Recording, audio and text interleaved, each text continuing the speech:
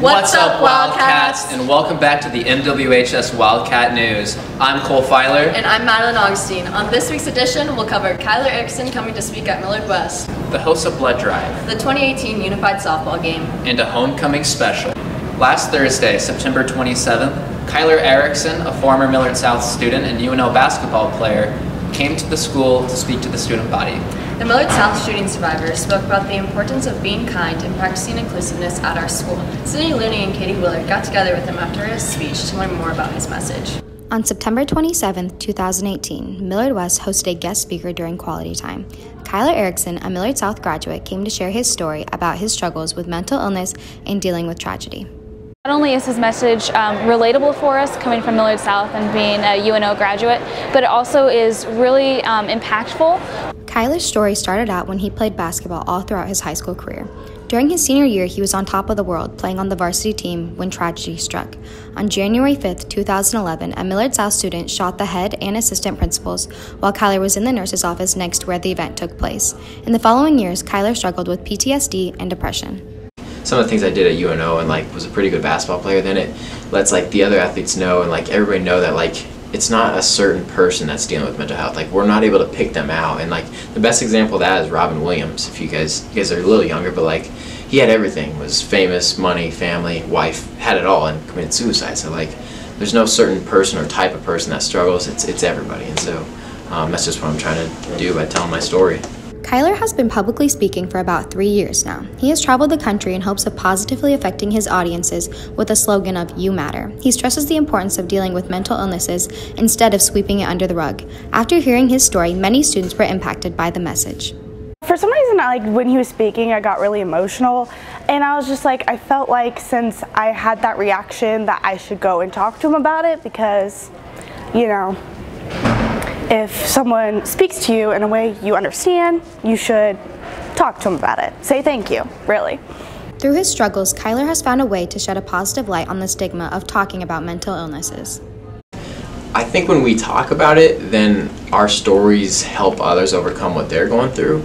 And so I know a lot of telling my story then has helped people, whether it's their parents' divorce or their dad wasn't around when they were younger, whatever it is, when we talk about it, not only does it help us, but it helps other people. And so I've found a lot of healing in telling my story, and then a lot of people find healing in me telling their story. So it goes both ways. It's a two-way street.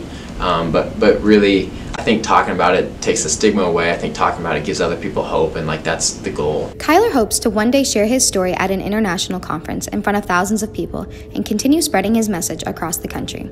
This has been Sydney Looney and Katie Willard with this week's edition of the MWHS Wildcat News. Last Friday, September 28th, Millard West hosted the HOSA Blood Drive, in which many students gave blood to save lives. Bailey Christensen and Grace Hager give you the news. On September 28th, HOSA and the American Red Cross collaborated to pull off the first Millard West blood drive of the year. You make an appointment and then you come in, and our first process is you register up at the registration table. They give you a little booklet to read through real quick, or you can read through the booklet on your phone. Putting together the drive required lots of work from HOSA members. My responsibility was when people raise their hand when they're done to stop the blood, to stop the bleeding. I would go up to them, and then when they're done, I'd walk them to the snack table just to make sure they don't faint or anything. And then I would get them snacks and stuff. And if they felt lightheaded, I would have to take them to a mat and put their feet up so they can not be lightheaded anymore. Donation only takes about 8 minutes. And so that's the easiest part. And then the best part of it, after you get done with the donation, you head right over to the canteen where you get to have some awesome snacks and refreshments and kind of recover from donating. A lot of different machinery was used in order to keep the blood moving for the best quality and to make the whole donation as safe as possible for the donator and the receiver. Yeah, so it is important for people to donate their blood because blood is one of the few medications that cannot be manufactured in a lab. We decided to ask some of our awesome Wildcat donators how the experience went and their opinions on it. I did power reds, which means they took twice as much blood, and they took all of the red blood cells out of that, and then they gave me back all of my platelets and my white blood cells in a saline solution. So I actually left with more volume than I went in there with. But you're helping save more lives by doing it because they can use more of your blood. It's important to donate blood to help the society, population in general. There's a lot of circumstances, freak circumstances where people are in need of in like crisis situations, and so since I have it, I'm able to give it. I'm happy to do it. And they have a great system here. HOSA puts on a really great blood drive. It's very convenient for all of us. But yeah, it's just like, it's kind of one of those things where, why not? This has been Bailey Christensen and Grace Hager with the MWHS Wildcat News. On September 26th, both Millard West and Millard South's unified programs battled it out in the second annual unified softball game. Delaney Richardson and I bring you the details. On September 26th, the second annual unified softball game took place at Millard West. It was the classic Battle of Q Street, but this time it wasn't all about winning. This game stood for something more than hitting home runs. Everyone should be able to play together and everyone's equal, so inclusion is key. This year, the game ended in a tie. The unified programs at both Millard West and Millard South are focused on finding ways that allow every student to become part of a team, no matter who they are. This is kind of the highlight of one of the highlights of their school years is being able to do these unified games. The stands were packed full with Millard South and Millard West supporters gathering to cheer on their teams. The fans, I couldn't believe how many people were at the game. That was awesome. So yeah, just everybody involved and the amount of support that we get from everybody is just awesome. The varsity softball team and other Millard West volunteers helped out the student athletes during the unified buddy game. They helped ensure that everyone had a chance to hit and run the bases. Before the start of the unified softball game, the softball team also formed a tunnel for the players to run through when their name was announced. Together, the athletes and their buddies got to play their favorite positions. I like third place, like throwing. Overall, this day completed the main goal of promoting unified sports and athletics and for allowing everyone to see how impactful it is on everyone involved, from fans to athletes alike. Playing with all of the kids and like watching them have fun and get to do things that they don't usually get to do. Something as simple as a softball game has left a lasting imprint on the way the Millard West community views life. This has been MADELYN, Augustine, and Delaney Richardson with the MWHS Wildcat News. In preparation for homecoming this Saturday, many students sit in votes for whomever they wanted to see on the homecoming royalty. Delaney Akins, Mackenzie Gonzalez, Jasmine Hermosillo, Noah Walls, and Kirsten Watkins help you get to know the nominees better. In light of homecoming, we went around to all 20 of the homecoming nominees in order to get to know them better. Here are the nominees. I'm Lauren. Hi, I'm Jasmine Sharp. I'm Molly Kocha. Hi, I'm Sanjula Chinolian. Hi, I'm Allison Ripley. I'm Katie Willard. My name is Joanna Bice. I'm Tony Miller. I'm Ethan Dunn. I'm Peyton Yankee. I'm Dallas Beanham. Hi, I'm Arya Nair. I'm Natalie Noble. Hi, I'm Emma Aaron Holt. Hi, I'm Kenzie Sawyer. My name is Gaurav Koch. My name is Ryan Betts. I'm Ryan Jack. Hi, I'm Bryce Stormbeer. Hey, I'm Ben Geezer. My hidden talent. I don't have any that I know of. I cannot touch my toes. Not flexible at all. I would show you, but it's too much. I can do 12 backflips in a row in the air. I used to be able to fart on command, but not anymore. I can rub my stomach and pat my head. I'm proficient in American Sign Language. I can like move my throat kind of. Watch. Just one eyebrow. It's not that hidden, but... I can click a pen on my forehead like really fast. My spirit animal is probably like an armadillo. Slow but hard shell. A three-toed sloth because they're lazy, brown like me. A panda just because they're really cute and they're dumb. Cheetah because I am as fast as a cheetah and faster. Well, definitely a wolf, a monkey, or a gorilla. My dog's a Rottweiler pit bull mix. My dog Oscar's my cousin's fiance, and especially his hair. It just speaks to me. A rabbit, just because they're so cute. I just say a tiger because I like tigers. A seal because they're really cute and they do the thing where they like clap on their sides. My biggest pet peeve is when you tell someone what your pet peeve is and they do it immediately after. So you're like, oh, I hate when people chew loudly. And they're like, oh, like this?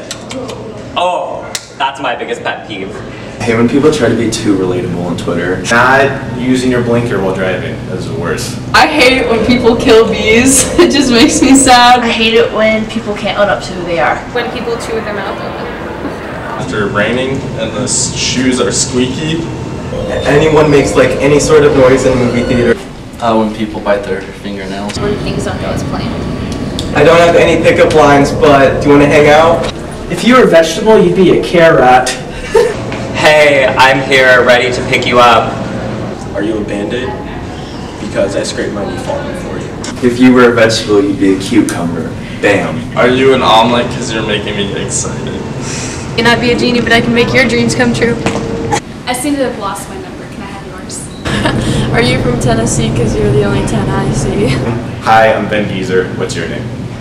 Crowning will take place at Buell Stadium at halftime during the game versus Grand Island. This has been Jasmine Hermosillo, Delaney Akins, Noah Walls, Mackenzie Gonzalez, and Kirsten Watkins reporting from Millard West Wildcat News.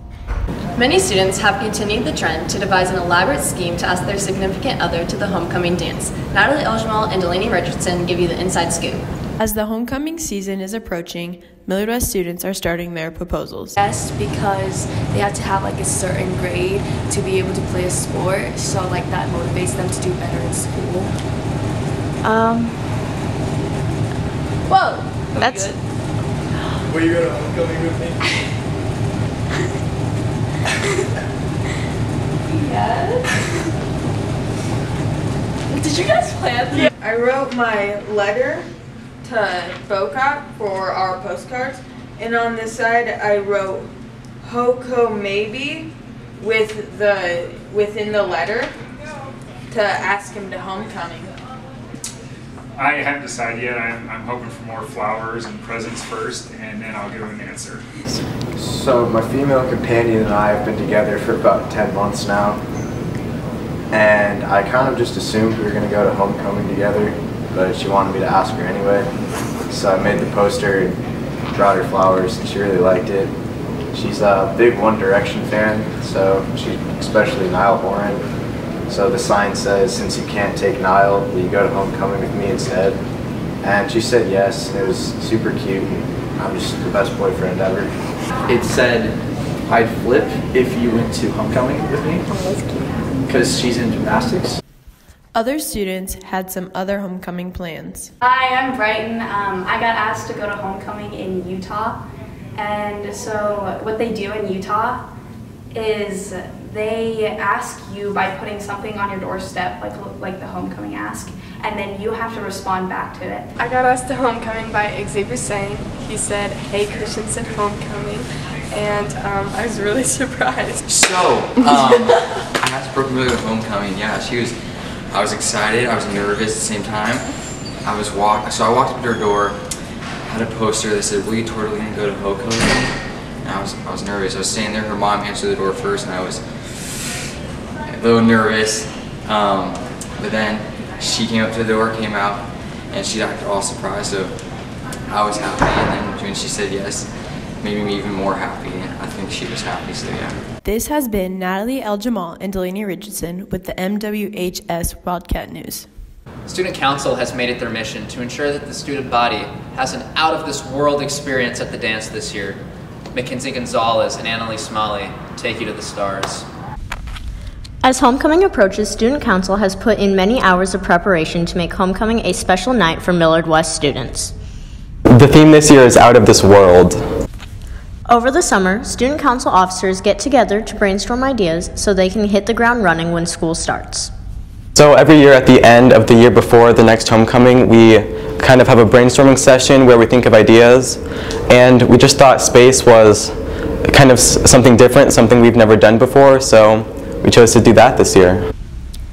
After they decide the theme for the dance, they begin working on decorations, making them perfect. They set aside a couple hours, 2 days a week, to work on decorations. So the officers meet every Wednesday morning, and then we have all of Student Council on Friday mornings, but since the beginning of the school year, Tuesdays and Thursday nights from 6 to 8, we meet to work on decorations. Tickets are sold during the week of homecoming. If you get them early, they are $10, but if you wait last minute, they will cost $15.